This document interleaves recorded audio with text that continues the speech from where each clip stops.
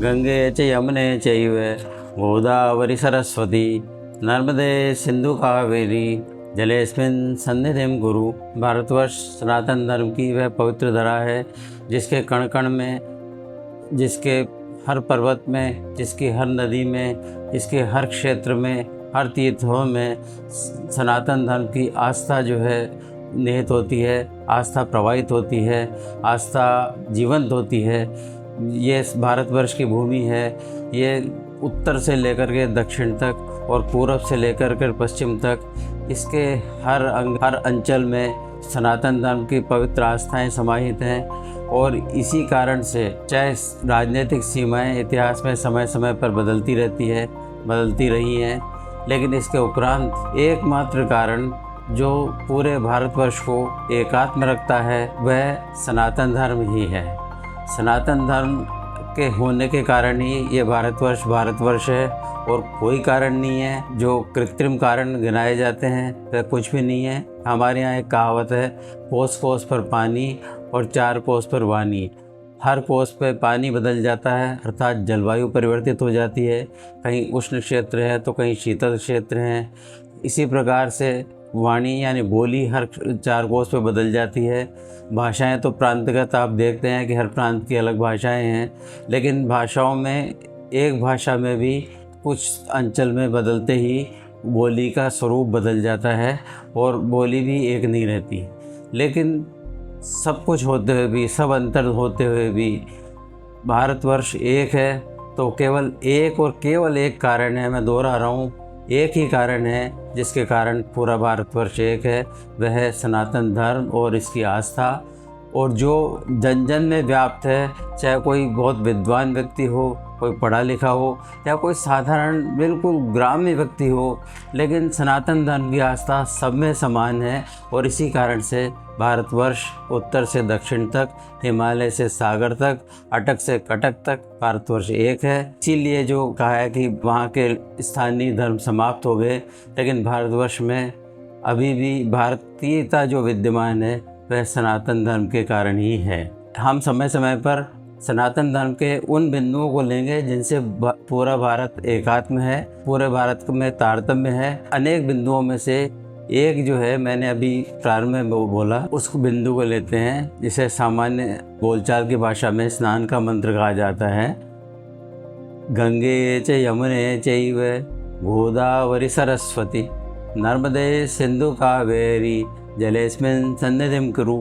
एक सनातन आस्थावान व्यक्ति जो पूरे भारत की नदियों को अपने स्नान के जल में जो है आह्वान करता है और उनको बुलाता है कि हे गंगा, हे यमुना, हे गोदावरी, हे सरस्वती, हे नर्मदा, हे सिंधु नदी और हे कावेरी, आप सब पधारें और मेरे जल में जो है अब सन्निधि करें, इसमें समाहित हो जाएं।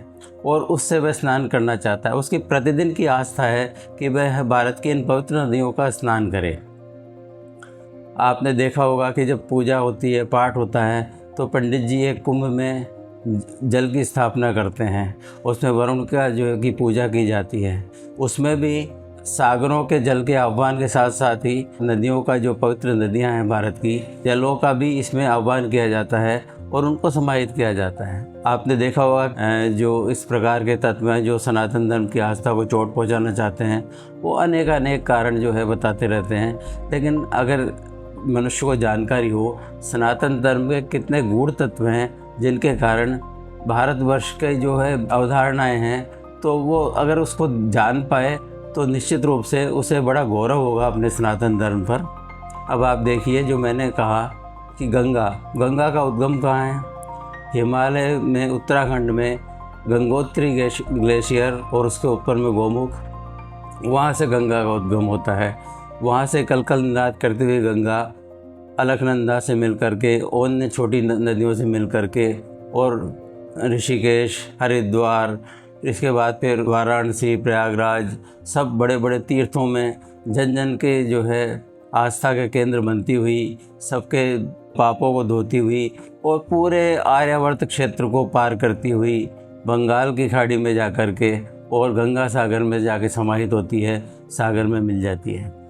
यमुना भी जो है उत्तर में यमुनोत्री ग्लेशियर से निकलती है और वह यमुना के पश्चिम में प्रवाहित होती हुई और धीरे धीरे विभिन्न क्षेत्रों से होती हुई जाती है, मथुरा में होती हुई, अन्य तीर्थों में होती हुई, और वह जाकर के प्रयागराज में गंगा में जाकर के सम्मिलित हो जाती है, उसका संगम हो जाता है। गोदावरी नदी, गोदावरी नदी महाराष्ट्र के त्र्यंबकेश्वर में ब्रह्मगिरी पर्वत से उसका जो है उद्गम होता है, और त्र्यंबकेश्वर ज्योतिर्लिंग है, आप जानते होंगे, और इससे प्रवाहित होती हुई वह महाराष्ट्र, तेलंगाना, आंध्र प्रदेश होती हुई पूरे दक्षिण भारत के क्षेत्र को पार करती हुई पश्चिम से लेकर के पूर्व की ओर प्रवाहित होती है और बंगाल की खाड़ी में वह समुद्र में समाती है।